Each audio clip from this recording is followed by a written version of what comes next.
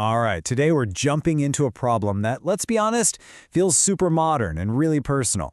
It's all about the frustrating, sometimes kind of funny, but often really costly world of miscommunication in the gig economy. And we're going to explore it through the eyes of a true tech giant in Southeast Asia. Oh, you've totally been there. We all have. You're just staring at your phone, watching that little car icon go in the complete opposite direction.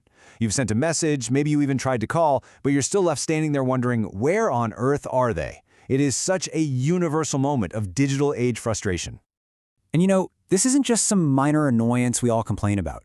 This feeling, this exact scenario, the communication breakdown between a driver and a passenger, is so common, it's actually the subject of serious academic research. It's a conflict that can make or break a user's entire experience with a service. Okay, let's get into this. Yeah, we're not just talking about small mix-ups here. For companies that are operating at a massive scale, these tiny little failures in communication can add up to huge financial losses and can really damage their reputation. A simple typo or a misunderstood direction, it can ripple outwards in ways you would never expect. So, what is actually going wrong here?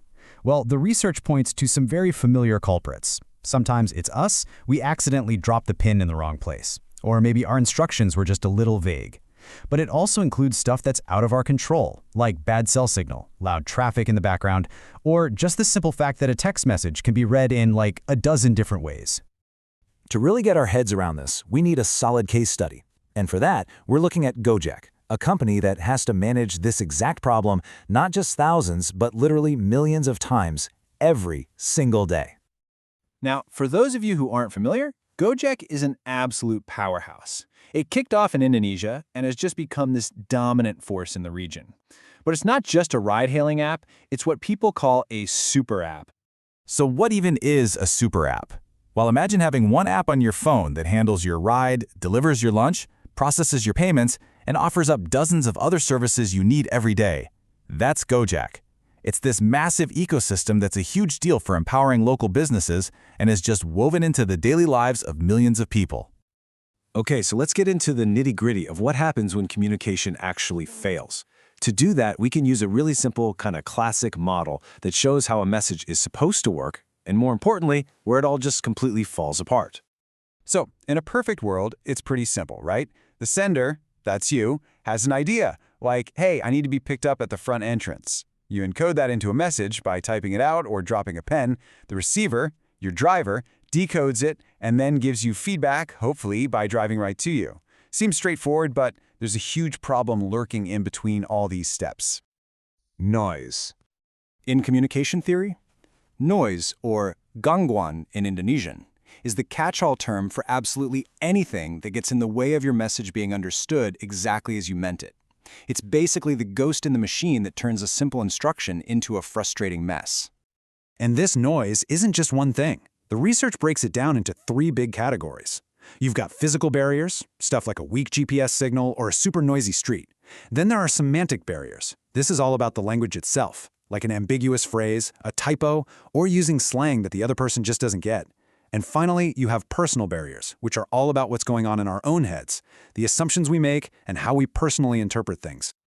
So, if you're a company like Gojek and you're staring down the barrel of millions of potential misunderstandings every single hour, how do you fight all this noise? I mean, you can't just cross your fingers and hope for the best.